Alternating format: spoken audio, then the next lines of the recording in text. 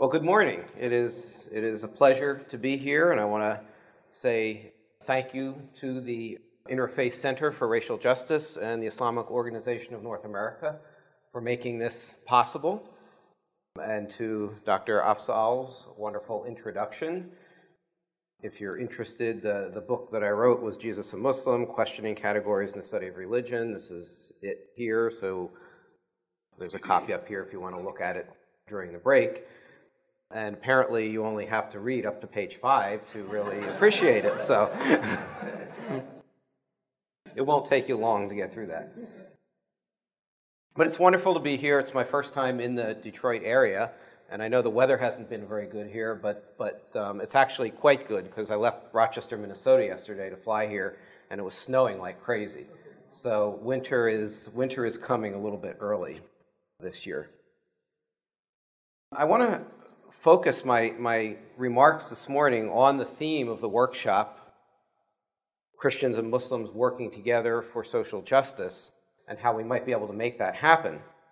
But before I do that, I do want to just say a few words about how I came to the process that led me to write a book or propose a book to a publisher with a title like Was Jesus a Muslim? Because the publisher didn't want to put that title on the book, and I had to really push them to do it. Why would I ask such a, for many people, seemingly ridiculous question? Of course, Jesus wasn't a Muslim. He lived long before the 7th century when Muhammad lived and when Islam arose.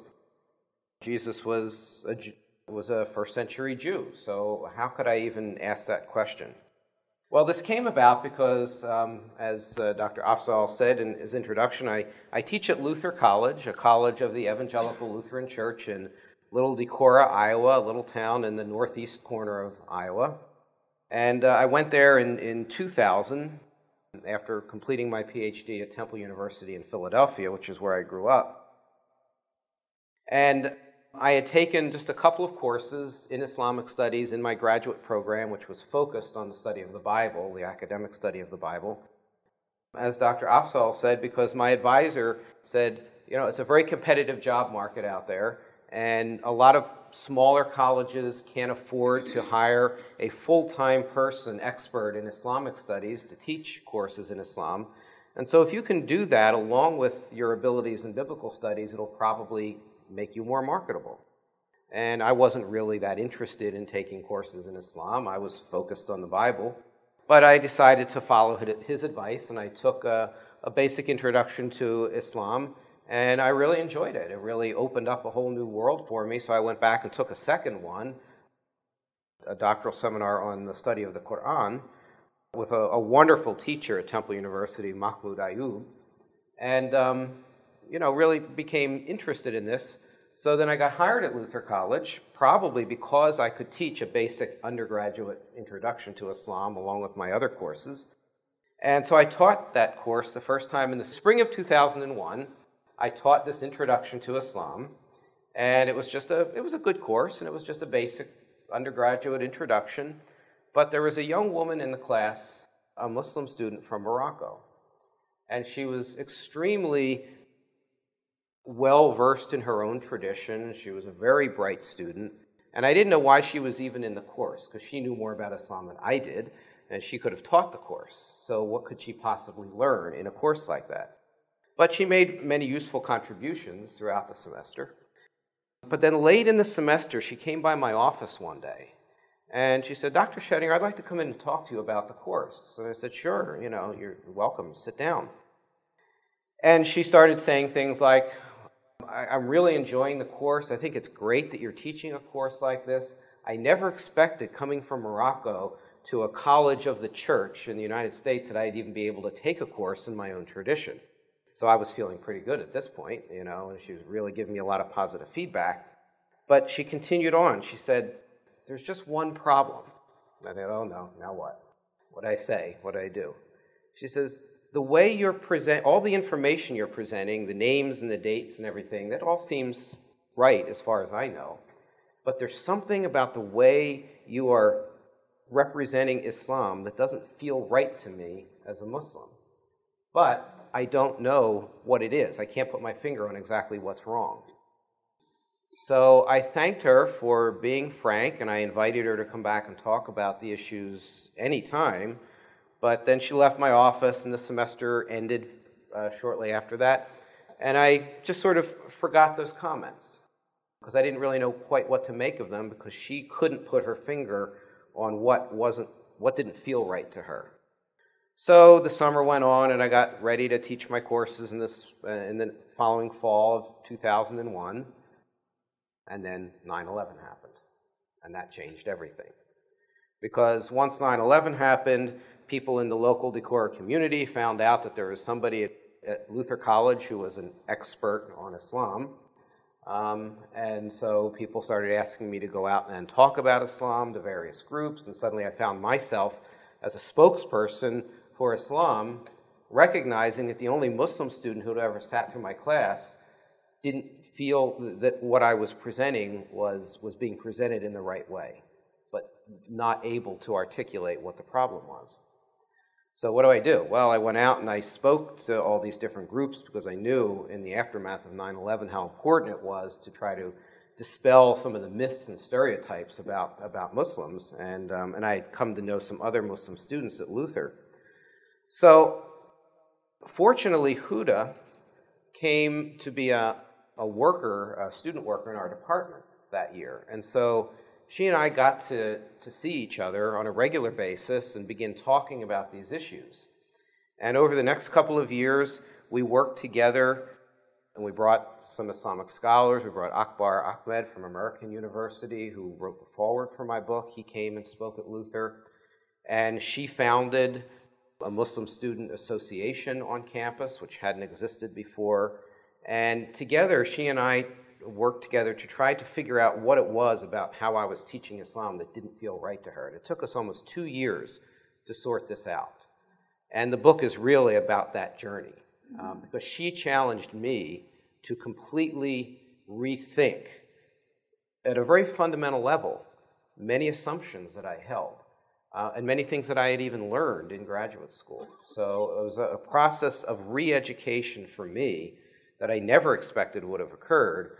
And the point I want to make about my remarks this morning is that I came to this question, was Jesus a Muslim, not through some academic exercise, but through relationships with Muslim students at Luther College. So this was not just an academic thing, there's an academic component, but it came about through honest engagement and open engagement with Muslims.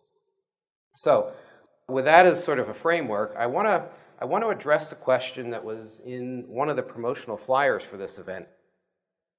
What does it mean to live as Christians or as Muslims in an unjust world? What does that mean? I've come to a point where I believe that what it means to live as a Christian in an unjust world is quite different from what it means for a Muslim to live in an unjust world. And if we can understand that difference, then I think it opens a way for Muslims and Christians to authentically come together and work together for social justice in our communities and in our world.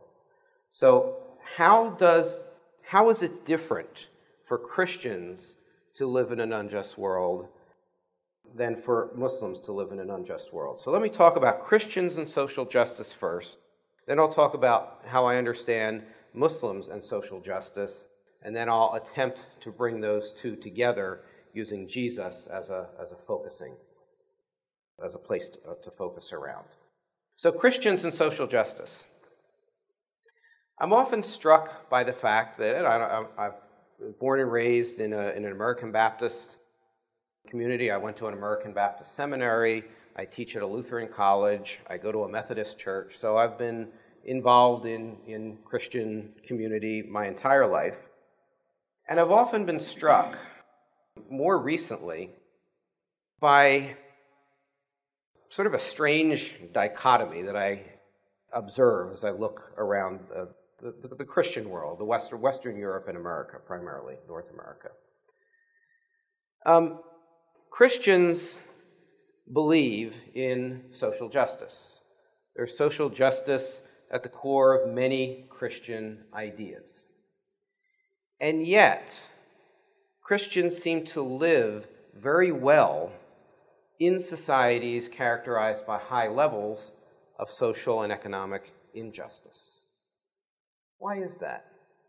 How is it that a tradition that dominates, Christianity is still the dominant religion in a growing, America is becoming more religiously diverse, there's no question about that, but Christianity is still the dominant religion in America, and Christians believe in social justice, and yet that doesn't seem to have a lot of effect on the larger society because there's very high levels of social and economic injustice.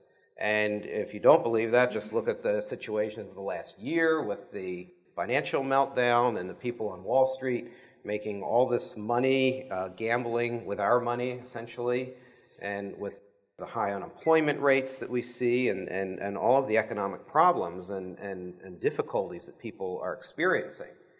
We have high levels of social and economic injustice. We still have racial issues in this country. And Christianity is the dominant religion, and Christians believe in social justice. So those two don't seem to add up for me. And the question is why? The answer is clearly complex, and there's probably a number of different reasons. So I don't want to oversimplify it. But I want to focus on what I think is one of the reasons for that situation. And I think one of them comes from this tendency that we have in the Western world to want to separate religion from other aspects of life.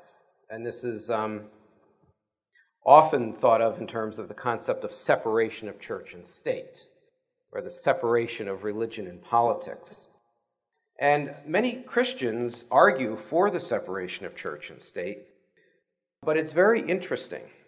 Back in 1886, there was an organization in this country called the Central Committee for Protecting and Perpetuating the Separation of Church and State. And they wrote a tract, and it was a fairly widely distributed tract. And here's a portion of what that tract said. The appropriate spheres of the state and church have perhaps generally not been clearly apprehended. The duty of the state is to protect its citizens, to preserve order, and to dispense justice, which I'm sure there means probably criminal justice. The duty of the church is to teach religion and to dispense charity. Charity divorced from religion, provided for by public taxation and dispensed by the state, loses its essential quality. It then becomes a certain and secure provision which society makes for its unfortunate and pauper classes. Let me read that last part again. Charity, when it's divorced from religion and is provided by public taxation and dispensed by the state, loses its essential quality. It becomes certain and secure provision which society makes for its unfortunate and pauper classes. So the implication in this document that's arguing for the separation of church and state is that we wouldn't want the society to make certain and secure provision for unfortunate and pauper classes. And when I first read that, I thought that was an astounding thing to say. We don't want to make certain and secure provision for the less fortunate in our society. We want to keep a poor class and then provide charity to help them, but not restructure the society to create economic justice so we don't have poor people. So we have to think about this concept of separation of religion and politics, separation of church and state. Do we, by doing that, remove the Christian impulse toward social justice from having any larger structural influence on political and economic structures within our society? And is that one of the reasons then that we can have a lot of Christians around, but also have a lot of injustice at the same time? Well, this concept of separation of church and state is based on a much larger and more fundamental separation that we tend to make in a Western worldview, the dualistic structure, the sacred and the profane. And you've probably heard those terms, sacred and secular, or sacred profane. We talk about the world as if there is a sacred realm, and that's the realm that religion operates in, and a secular or profane realm, and that's the realm where we do our politics and our economics and education and science and other things that are considered not part of the sacred or religious realm. And this gives rise to a concept that is often referred to by scholars as sui generis religion. Sui generis is just a fancy Latin phrase that means of its own kind. Religion understood as something of its own essence, that is not reducible to anything else. It exists by itself, and it's defined by its own essence. And this concept then gives rise to the whole issue of comparative religion. So religion in its generic term is sort of up here, and then we think of religion as being comprised of a variety of different kinds of religions. So, Buddhism and Hinduism and Islam and Judaism and Christianity and maybe Taoism and Confucianism and Shinto, and you could go on and list a whole variety of other religious entities that are believed to be all types of the same thing. They're all types of this generic category religion. And that's the way I was taught. I was educated in this sort of discourse of comparative religion. There's all these different kinds of religion out there. Because they're all types of the same thing, we can compare them and contrast them to one another to help to understand them better. And it turns out that was the thing that was really bothering Huda. And I'll get to that a little bit more later.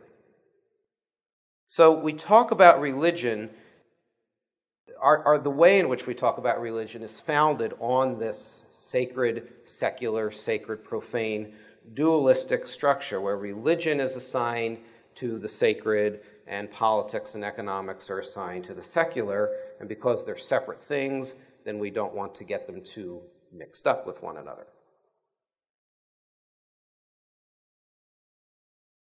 This has the effect of sort of assigning Christianity, and other religions too, to kind of a safe, depoliticized sphere. Okay? Religion then becomes about human relationship with God, primarily. And that may have implications for how we live in the world, but religion itself is about developing that human-divine relationship, and the worldly system is left to the secular things like politics and economics.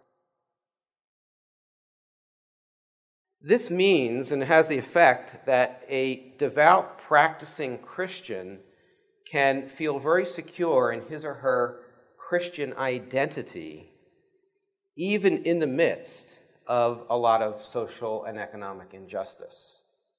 And what I mean by that is, a Christian's identity as a Christian is not defined by the larger society. It's defined by one's own acceptance of Jesus as Lord and Savior in one's life, one's faith in God through Jesus Christ, one's participation in worship and communal activities and sacraments of the church, and all of those things that we assign to the religious realm, because we're dealing with the sacred there. A Christian's identity is defined by those things. So even if as a Christian, if I'm living in a society that's full of economic and social injustice, and I might decry that, and I might think that my Christian principles are contrary to that situation, and I might do what I can to try to address that situation, my identity as a Christian is not dependent on creating that just society. I still have my relationship to Jesus. Even if I'm in the midst of injustice, I still have my relationship to God through Jesus Christ, and that's what defines me as a Christian. This is expressed well by a former bishop of the Evangelical Lutheran Church in America, which is the organization that my college is associated with.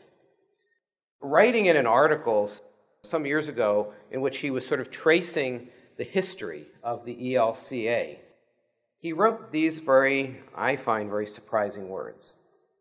He says, "Not surprisingly, for a church whose constitution can point no higher than service in the world as its reason for being, within a short time programs were being pressed upon synods and congregations bearing the sanctimonious humbug of peace, justice, and care for the environment. Under this pious Jolly Roger, congregations were urged toward the absurdly presumptuous goal of meeting the world's needs by lobbying and advocacy, instead of such ministries to word and sacrament as would define the world's real needs. Thus, the ELCA emerged as subservient to relevancy in the kingdom of this world, but indifferent to revelation from the kingdom of heaven.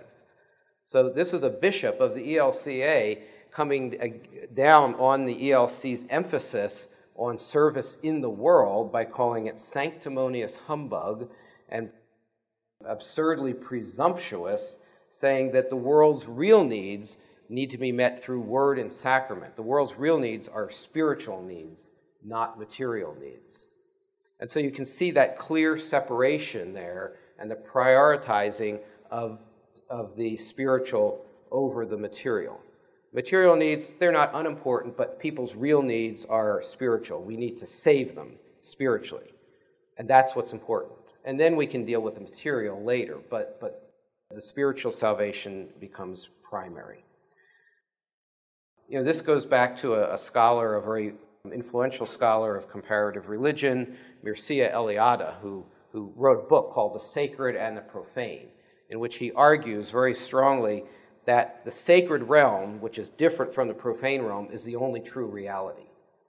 And if the sacred realm is the only true reality, then the profane or secular realm gets second status, and so material needs just aren't as important. That's the unfortunate result of that.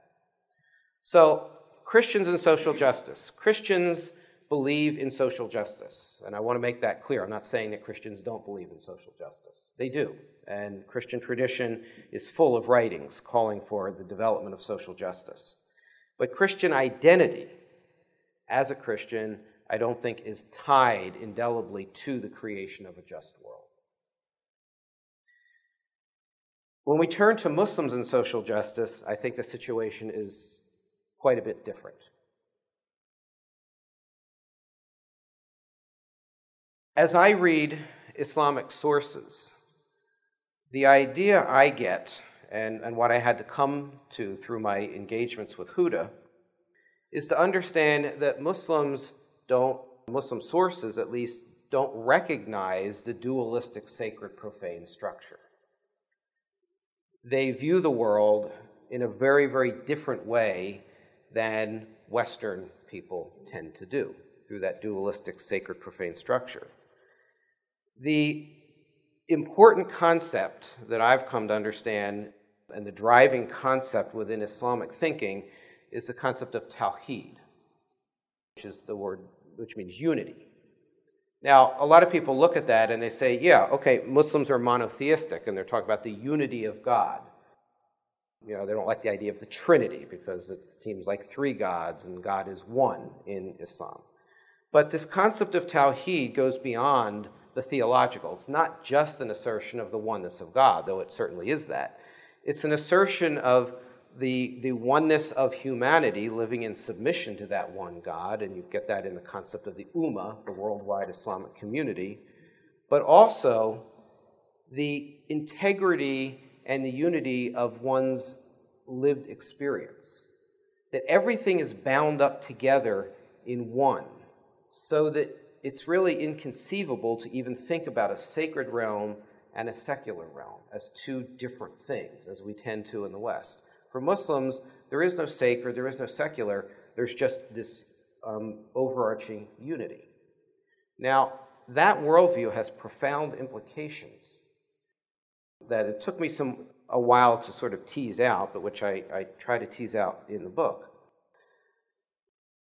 You get sort of a reinforcing circle here, the way I articulate it, and I'll be interested to get some feedback from Muslims if I'm on the right page here. Because, you know, speaking in a room with there are many Muslims and not being a Muslim and speaking about Islam for Muslims is a little uncomfortable sometimes, but I've gotten a lot of positive feedback from Muslims on the book, so I think I'm on fairly firm territory.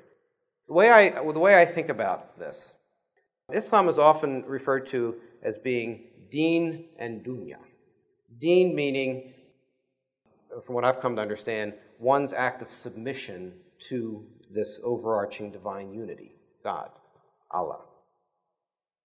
But it's not just deen, which is oftentimes translated into English as religion, which is problematic, but I won't go down that road now. But Islam is not defined simply by deen, by one's personal act of submission to God, and Islam means submission. But it's also dunya, which refers to the worldly context in which that act of submission plays out. And so you get a reinforcing circle here of deen and dunya, and Muslims have come, I think, to recognize in a way that maybe Christians haven't so much, that the worldly context in which one lives affects one's ability to fully engage in that act of submission. So that if one is living in an unjust socioeconomic system in which one is forced to live in relationships of subordination to other people, say through, in institutions like slavery or economic relationships that subordinate some people to other people. When people are living in unjust socioeconomic systems, they are not free to fully engage in deen, in the act of submitting themselves fully to God. So, if that's the case, then restructuring the so-called secular world, the world of politics and economics and social structures and institutions, restructuring the world system in such a way to create more justice is inherently important for Muslims then to be able to fully practice, if you want to use that term, the spiritual aspect of Islam. And I think this is profoundly different from what I said about the Christian situation. When you're living in a dualistic worldview, sacred, profane, you can fully enact your identity as a Christian even in an unjust world. But as a Muslim, it seems to me, because of the concept of Tawheed, this unity of everything, that the situation of the material world, the political and economic situation that one lives in, inherently affects one's ability to fully engage the divine-human relationship. And so those two, deen and dunya, work together in sort of a reinforcing circle so that it leads to some very interesting things that some Muslims say. For example, one Muslim writer, Mustafa Mahmoud, who writes about economic issues, has written this very interesting sentence, I think. I find it very interesting. He writes, "Wealth functions as a means to piety and a way to upright, merciful, and loving action." Wealth functions as a means to piety. Let's just stop there. In a Western dualistic worldview, we would say, wait a minute, no, wealth is part of the secular realm. Piety, that's religion's job, to create piety. But you have a Muslim here saying, no, wealth is a means to piety. In the Christian world, we say the love of money is the root of all evil. Muslims say wealth is the means to piety. So that's a very, very different way of looking at that. And I think about, imagine taking an economics class in a college and opening up the textbook, and the first sentence in the textbook is that wealth functions as a means to piety. No, that's what we have religion for. That's religion's job to deal with the piety. Economics is its own science, and it's part of the secular or profane realm. And so I think this sort of difference in fundamental worldviews, creates some problems in translation. So I'm often struck when I read textbooks on world religions, and they all have a chapter about Islam. And they talk about the 5 pillars, and one of the pillars is zakat, or it's always translated as almsgiving or charity. And it's thought of as an analog to Christian ideas of giving to charity, giving money, resources to help people who are less fortunate. But I think that completely misses what zakat is really all about. It's not just giving money to help people. It's a system of systematically redistributing wealth within a society so that everybody has the adequate means to live a good and a comfortable life of integrity. It's not just giving money to help people who are less fortunate, but it's the heart of a total economic system that would try to eliminate the need to provide charity. So when it gets translated as charity, it's automatically translated through Christian language, which then misses, I think, the real understanding of what zakat is all about. So working to transform society at a structural level toward greater levels of justice, I think, is inherent in Islamic identity to a level to which it's not inherent, or Christian identity is not dependent on it. I think to some extent Islamic identity is dependent on the restructuring of society toward greater levels of justice. So I think Christians have a very different understanding of, or a different relationship to social justice than Muslims do. And just one other example of a Muslim scholar who's said some very interesting, made some interesting remarks about this. Farid Isaak is a South African Muslim who grew up under the apartheid system in South Africa. He's a black South African who lived under apartheid. And he tells the story. He says, during the darkest days of the struggle against apartheid, government officials used to come to the Muslim community in South Africa and say to them things like, you don't have to engage in anti-apartheid politics because we're allowing you to have complete freedom of religion. You can pray freely, you can give the call to prayer, you can build mosques and religious schools, you can work to convert others to Islam, you can practice your religion, so what more do you need? And Isaak says that right away he recognized that they were using religion as a way to disempower Muslims and keep them from working for justice in trying to dismantle the apartheid system.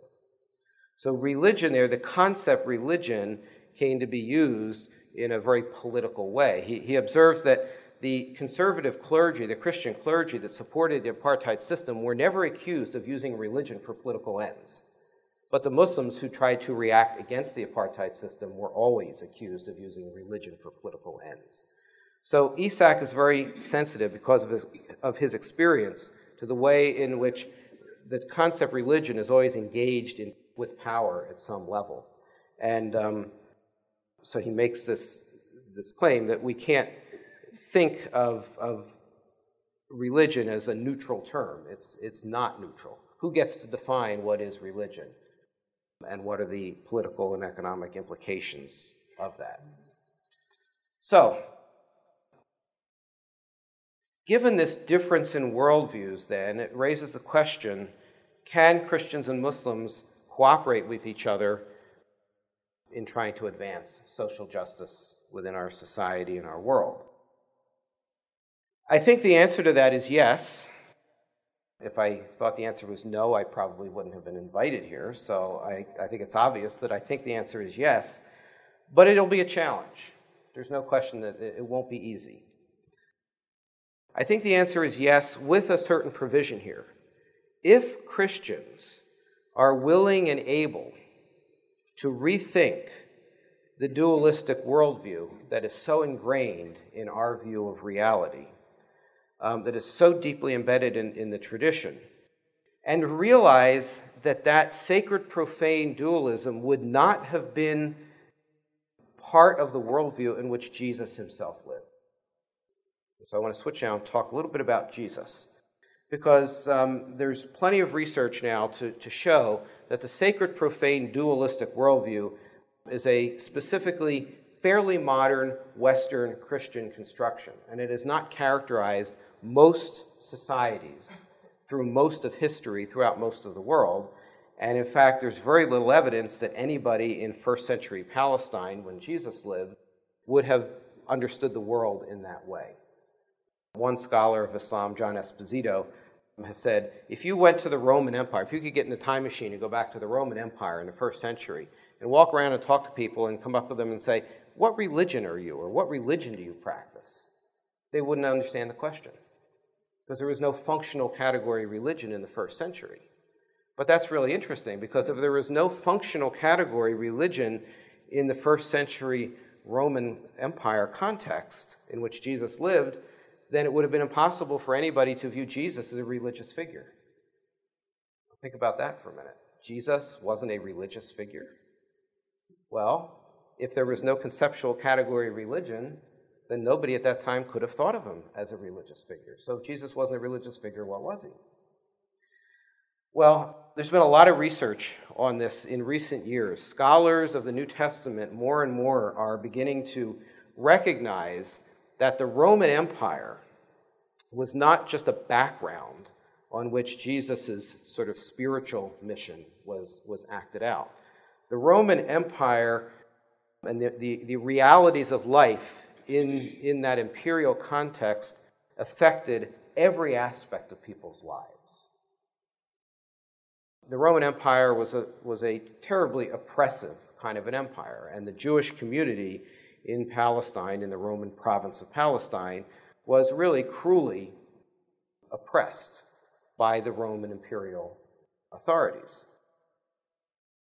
So there's a lot of research now that's beginning to try to recover a so-called more political Jesus, to recognize that in the first century context, Jesus wouldn't have been understood as a primarily religious figure because they didn't have a conceptual category religion, but Jesus was much more of a political figure. He was struggling against the realities of Roman imperial domination to try to advance social justice within that society. You know, just certain terms, like we think of Jesus as the Messiah, and that term has been so spiritualized in later Christian tradition that we forget that Messiah in the first century would have been understood as a political term. The Jewish concept of Messiah was somebody who was going to come and destroy the Roman Empire and create justice in the world. So for anybody to be going around in the first century and hailing Jesus as the Messiah would have been understood by Roman imperial authorities to be guilty of sedition against the empire. So it's no wonder that the Roman Empire executed Jesus, because he was probably seen as a threat to imperial rule, because the movement that he developed was probably a movement that was focused around resistance to the oppressive influences of empire. One New Testament scholar who's done a lot of work in this area is a scholar named Richard Horsley. And he writes, "The Jesus who defers to empire is rooted in a Jesus who has been reduced to merely a religious figure.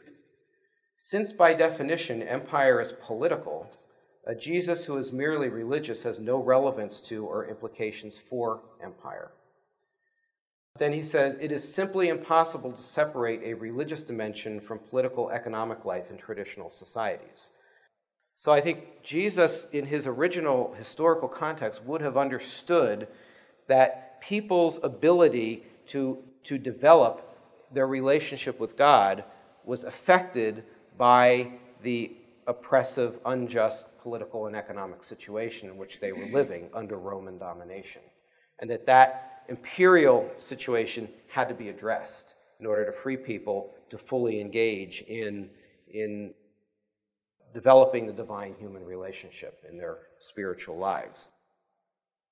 And so at that level, I would argue that, yes, in some ways, Jesus was a Muslim. Jesus' worldview was much more consistent, I've come to understand, with a Muslim worldview than later Western Christian dualistic worldview in which Jesus has been articulated throughout Christian history.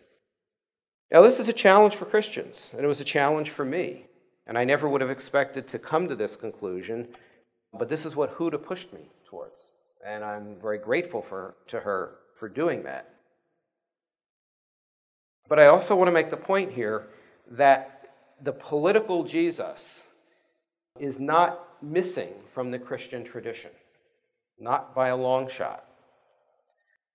There have been a number of movements within Christian tradition over the last century or so that have been focused around a much more political reading of Jesus rather than a more spiritual understanding.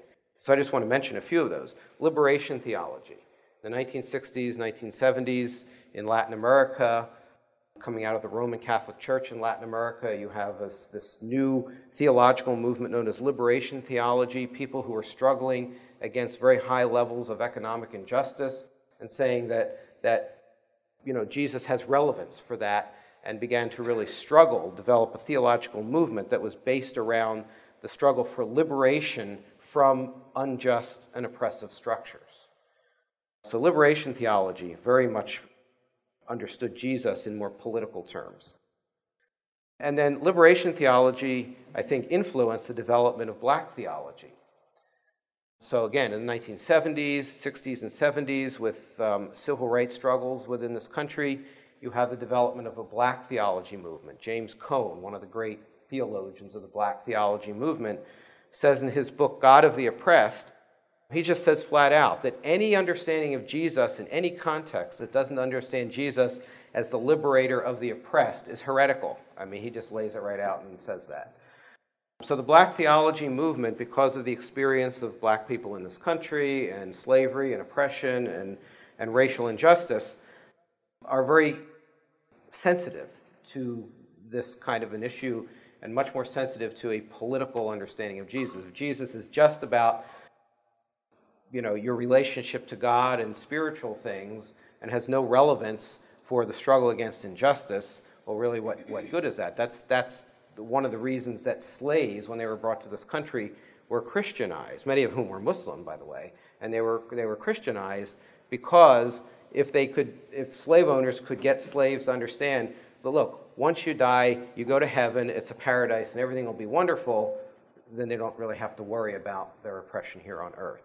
So black theology, liberation theology, this also gave rise to feminist theology and the issue of gender justice and the struggle of women for their rights within Christianity. So feminist theology tends to be sympathetic to a much more political reading of Jesus. The social gospel movement, early 20th century in America, Walter Rauschenbusch was a Baptist pastor in New York City, in Hell's Kitchen part of New York City.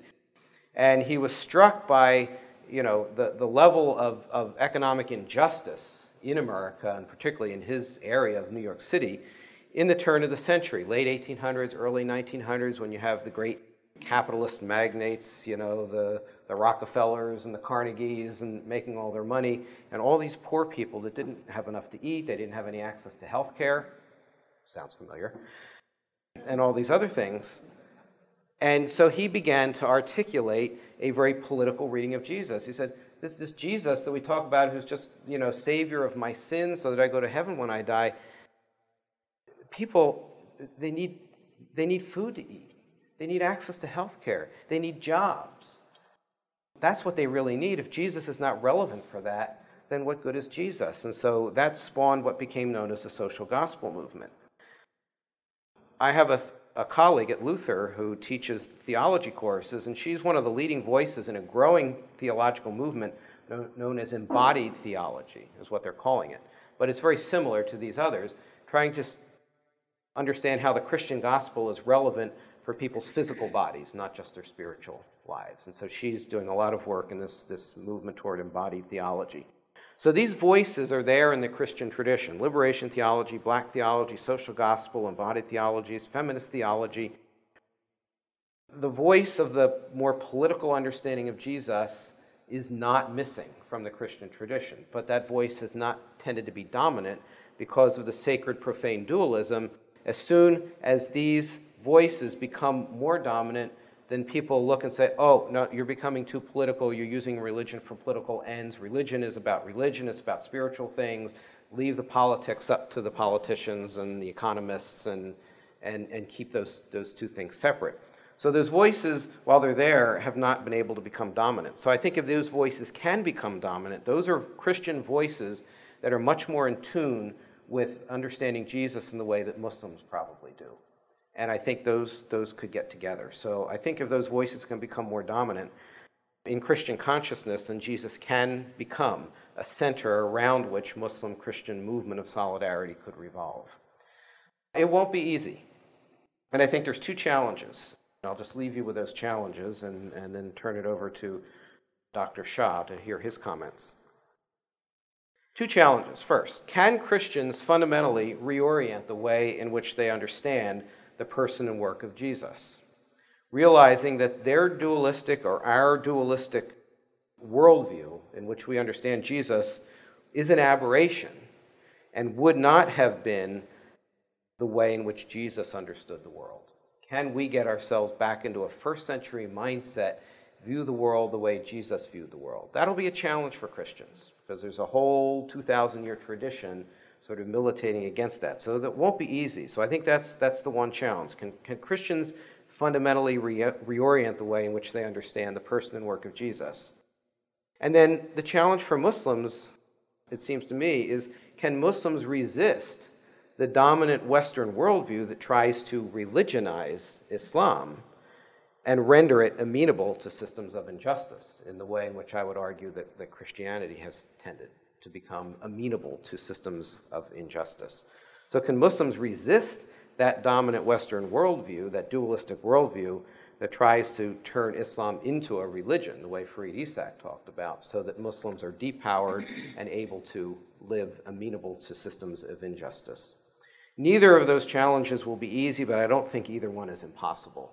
And I'm encouraged by gatherings like this, where people can come together, Christians and Muslims, open to talk about these issues and try to really understand one another.